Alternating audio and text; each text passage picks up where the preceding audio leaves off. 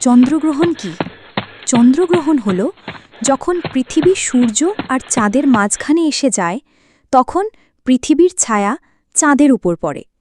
এতে চাঁদ আংশিক বা সম্পূর্ণ অন্ধকার হয়ে যায়। এই ঘটনাকেই চন্দ্রগ্রহণ বলা হয়। ইসলামিক দৃষ্টিকোণ থেকে চন্দ্রগ্রহণ। ইসলামে সূর্যগ্রহণ ও চন্দ্রগ্রহণকে আল্লাহর মহাশক্তি ও নিদর্শন হিসেবে ব্যাখ্যা করা হয়েছে। হাদিসে বর্ণনা, রসুলুল্লাহ সাল্লাল্লাহু আলাইহি ওয়াসাল্লাম বলেছেন, সূর্য ও চন্দ্র আল্লাহর নিদর্শনসমূহের মধ্যে দুটি নিদর্শন। এগুলো কারো মৃত্যু বা জন্মের কারণে গ্রহণ করে না, বরং আল্লাহ তার বান্দাদের ভয় প্রদর্শনের জন্য এ নিদর্শন ঘটান। যখন তোমরা এ ধরনের কিছু দেখবে, তখন নামাজ পড়ো, দোয়া করো, আল্লাহর ক্ষমা প্রার্থনা করো এবং সদকা দাও। সহি বুখারী, সহি মুসলিম।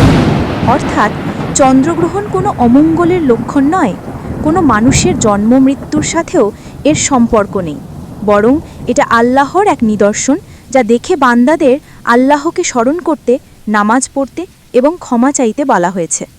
রসুলুল্লাহু সাল্লাল্লাহু আলাইহি ওয়াসাল্লামের আমলে ঘটনা। একবার রসুলুল্লাহু সাল্লাল্লাহু আলাইহি ওয়াসাল্লামের ছেলে ইব্রাহিম রাদিয়াল্লাহু আনহু মৃত্যুবরণ করেন। ওই দিন সূর্যগ্রহণ হয়েছিল। কিছু লোক বলল, সূর্যগ্রহণ হয়েছে ইব্রাহিমের মৃত্যুর কারণে। তখন রসুল বললেন, সূর্য ও চন্দ্র কারো জন্ম বা মৃত্যুর কারণে গ্রহণ করে না। সহি মুসলিম। এতে প্রমাণ হয় ইসলাম ভ্রান্ত কুসংস্কারকে বাতিল করেছে। চন্দ্রগ্রহণের সময় করণীয়: সালাতুল কুসুফের নামাজ আদায় করা, বেশি বেশি তওবা, ইস্তেগফার ও দোয়া করা, সদকা খায়রাত করা, আল্লাহকে স্মরণ করা এবং কবর ও আখিরাতের কথা মনে করা। উপসংহার: চন্দ্রগ্রহণ আসলে একটি প্রাকৃতিক মহাজাগতিক ঘটনা, কিন্তু ইসলামে এটাকে শুধু বৈজ্ঞানিক দৃষ্টিতে নয়, বরং আল্লাহর কুদরত ও বান্দাদের সতর্ক করার নিদর্শন হিসেবে দেখা হয়। তাই মুসলমানরা এই সময় ইবাদতে মনোযোগী হবে, গুনাহ থেকে বাঁচবে, আল্লাহর রহমত চাইবে।